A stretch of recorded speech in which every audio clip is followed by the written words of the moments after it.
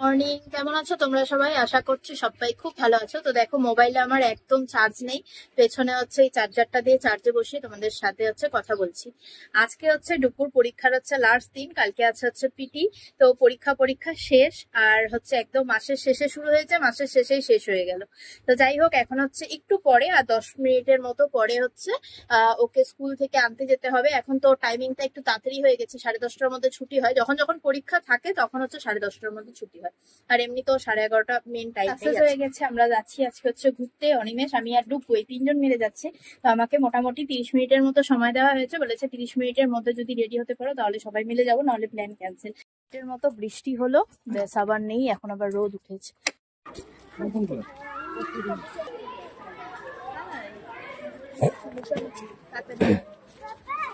বের হয়ে গেলাম, আমরা 3 জনে আছি, তাই তো ডুগু? কিন্তু আমার মতো প্রচন্ড ঘুরতে ভালোবাসে। আমরা এখন অফিসে যাব। এই দেখো রেল লাইন।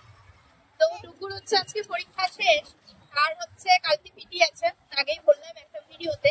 আর এখন যাচ্ছি আমরা ঘুরতে। ভেবেছিলাম যে ওকে নিয়ে যাবো না, যেহেতু বৃষ্টি ওয়েদার।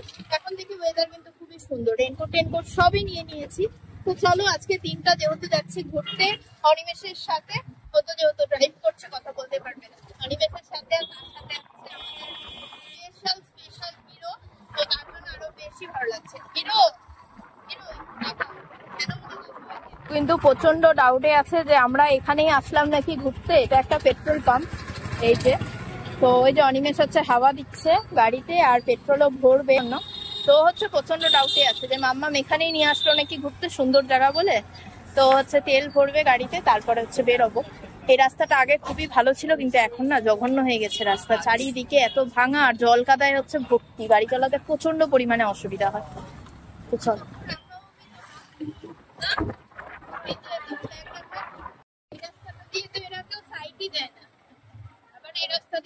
এই রাস্তাটাই না সেদিন যে সাইড একটা লোক এই রাস্তায় দাঁড়িয়ে ছিল, সব বাড়ির বাড়ি দুধারে বাড়ি, আর গাড়ি যাক যাই যাক, বাচ্চা কাচ্চা কেউ কিছু হলে বাইতালার দোষ। দোকানে কিছু খাওয়া দাওয়া, আর দেখো চুলের অবস্থা পুরো হাওয়াতে একদম শেষ হয়ে গেছে।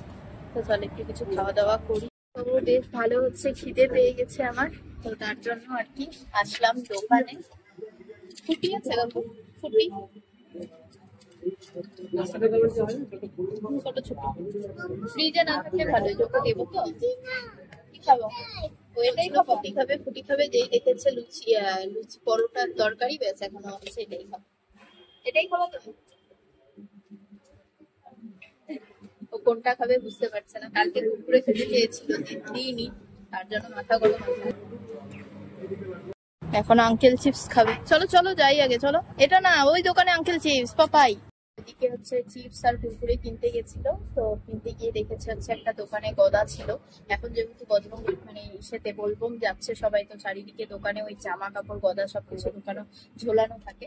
তো ব্যাস ওই যে দেখেছে, এখনো গদা নেই।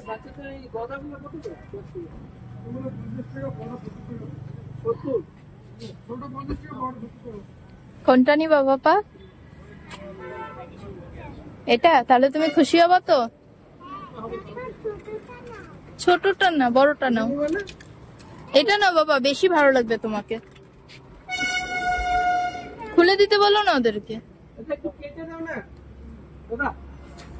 এটা কেমন করে নেয় বজরংবলী, কেমন করে নেয় গাড়ে? তুমিও নাও, এটা তোমার তো এখন থেকে। এটাও তোমার জন্য। মাথা পাগল করে দিয়েছে, গদা নিবে। তারপরে গদা যেই দিলাম, এই যে দেখছো, যেই দিলাম কত খুশি গদার জন্য। লেজ কুরকুরে কিচ্ছু নিচ্ছিল না, কখন থেকে বললাম খাও, কিন্তু না। এখন দেখ, এই রাস্তাটা না এত ভালো লাগে, পুরো চারদিকটা ফাঁকা, আর মাঝখান দিয়ে ছোট্ট একটা রাস্তা।